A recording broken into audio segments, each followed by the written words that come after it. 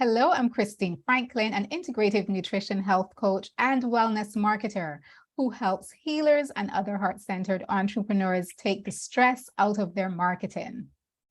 And my name is Silvana Siskov. I'm a health coach and nutritionist, and I wrote numbers of books focusing on health, weight loss, and nutrition. And I help people to lose weight and improve their health. And today we are going to give you 10 tips for better health. Yes. So, 10 tips. Do you want to start with number one? Stay hydrated. I know Yes, we have mentioned important. water in the past, but enough can't be said That's what about I'm it. just And doing. there's Silvana with her water bottle showing exactly what is best to do. Have your water bottle handy, sip water throughout the day, and don't wait until you get thirsty and your body's already dehydrated. Just keep sipping that water so your body stays hydrated and you always have what is needed for your body to function at its best. Yeah, that's a good one. I do agree with that one fully.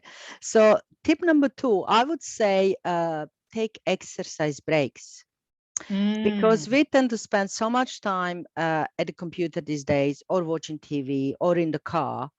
And taking exercise breaks is just so important. Every 20 minutes, or half an hour, or 45 minutes, it's important just to stand up, move around, do a bit of stretching, because our body needs it. mm-hmm. Yeah, Definitely. our body needs it. We are not designed to spend 8 hours sitting at the computer. Our Yeah. body is not designed to be that way. Yes, that's Yeah. true. That's very true. Our bodies like Mm. movement. So Yeah. let's give our bodies what they want. Yeah. So Yeah. So that's two. What's number three, would you say? I would say focus on home cooking. So Mm-hmm. instead of eating out regularly, and regularly means for some people buying lunch every day, almost every day, Monday to Friday, or for the majority of the week. You want to think of ways that you can easily prepare meals ahead of time so it doesn't become a burden, but you know what your ingredients are, you're choosing the best quality ingredients, and you know what's going into it. And you can therefore control everything that's going into your body a whole lot better and make sure you're getting the nourishment that you really need. So it's about taking control of your health, starting with taking control of your nutrition. And that begins by doing your own cooking and eating out, once in a while, not just once in a while. I mean, you can eat out once a week or whatever if you want, but just don't make that your main habit. Let's focus on cooking your own food so that you can ensure that it's the healthiest, best quality food that your body will want. Mm. As you mentioned that, I would say my next tip would be to do the meal plan before doing the food shopping. Mm-hmm. Yeah, because when we go to the shop, not knowing what we are going to eat for the next week or so, it's very easy just to buy anything and think, oh, look at this, looks good. I haven't tried it. Let's me buy it. Mm-hmm. Let's try it. And it's very easy just to wander around the shop and buy things that maybe we don't need, maybe that are not the best for us. But if Mm-hmm. we prepare the meal plan, and according to the meal plan, we prepare a list of the groceries we need to buy, then it's just a so much healthier option. Yes, it really is. And it makes Yeah. life so much simpler. It's one less thing to think about. You just Mm. go get what's on your list and you're all set. So I think that's four. Yes. Okay, what's number five? Number 5 is make self-care a daily habit. So Mm-hmm. this is going beyond having a spa day, taking a vacation just once a year.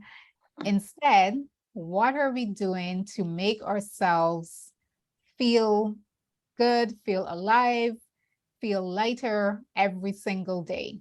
That's really what self-care is. It's not just that extra pampering. It's really meant to be part of your life because, of course, you want to take care of yourself.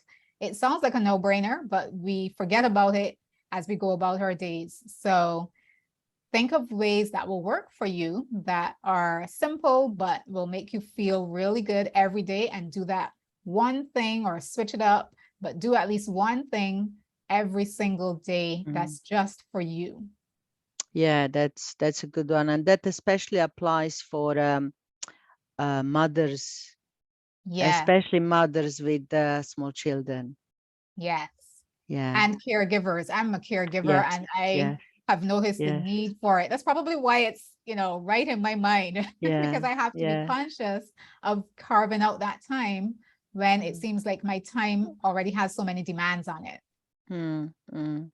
Right. For me, would be a tip for better health would be to make sure that we learn new skills, Mhm. because it's so important for our mental health. Yes, yes. Yeah, and that could be anything: learning a new language, learning cook new recipes, learning to play a new sport that we never played before, Mhm. simply learning new skills. And this is especially important for older generation, for people over Mhm. 70, Mhm. you know. Definitely. So important. Yeah, Yeah. So that's number along 6, I with think. Yeah, along with that, just to add to that element of, personal development, an important part is your support network, which is something that we've talked about in the past. Mm-hmm. And I think it's really important to mention it here in the context of overall health, because our mental and emotional health is just as important as our physical health. And so the learning a new skill goes along with that. And also having people who support you on your journey to improve your health and well-being is extremely important. There are many statistics that show that's really the path to success. Those who don't have that kind of support network tend to have a much more difficult journey. So even if it's one buddy that you can go walk in with, it is so helpful to know that there's someone else who's walking with you on that journey, whether figuratively or literally. Yeah. And beyond health, there's also just general support, someone that you can talk to about whatever's going on in your life, whatever's on your mind. And you can trust that person to keep what you're saying confidential. And you can also, excuse me, trust that person to make suggestions out of love, out of trying to be helpful rather than criticizing you. So that kind of support is absolutely important for our overall health and well-being. Yes, I agree with that. Um, that's number 7, or I don't know, 7. Yes, yeah, Number and tip number because tip I'm doing number the odd numbers. So yes. yeah, tip number 8, I would say spend time outdoors. Yes. Yeah.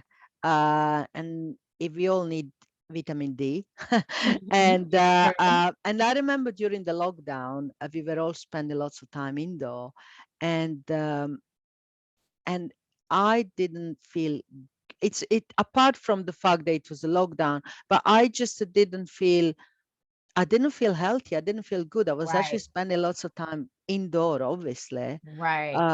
And yeah, but we all need, as I said, we all need the vitamin D, we all need the sun, we all need to be in the nature. Yes, And that's just so important. it is. It is. I'm grateful that we have a backyard that we could go into even during Yeah. lockdown, and we could talk to the Yeah. neighbors from backyard to backyard. Yes. Yeah. So we were still Yes. outside. Yeah, because I know people who live in flats without the balcony even, Yeah, and they were gosh. stuck indoor for months and months. Mm, Yeah, it's not healthy. it isn't at all. Not Oh, at all. all right. Yes. So number So 9. number 9 is don't make sleep the last thing on your list. And I'm speaking from personal experience because that's what I used to do. And I constantly have to remind myself, okay, you have these whole bunch of things to do, but sleep is a priority. So I'm literally always conscious of that. is so important because our bodies need that rest. It's not a non-negotiable. It's not something that is a luxury. It's needed.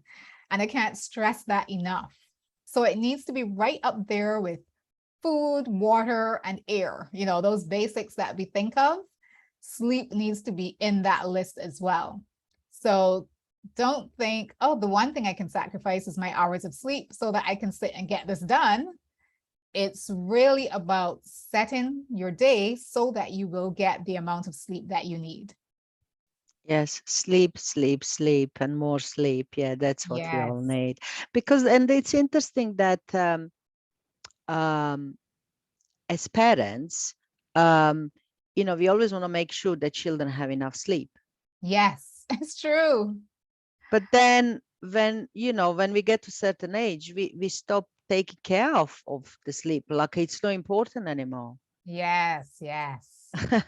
That is so ironic. I know. It's interesting. It's, yeah, Yeah. as you said, really ironic. Yeah. So the the last tip I would say, uh, eat often but little. Uh-huh. Good one. Yeah, because I noticed that some of my clients, when they come to see me, some of them just eat once a day, and they say it's enough for me just to eat once a day. But then they eat such a huge portion, and also when we eat little but often, we are then making sure that we are consuming all the necessary nutrients. If you just have one meal a day, it's very likely that we're going to miss on all these important nutrients. Good point. Yes. So Yeah, I think we so covered a lot today. Such important points. yeah, I can't repeat all of them, but yeah, because there are 10 of them. But Yes. yeah, I think all the points are quite important. So yeah. So next week, we are going to talk about sugar cravings. Uh-huh. Something that almost everyone wants to hear about, I'm sure. So I'm looking forward to that. And I'll see you next week. See you then.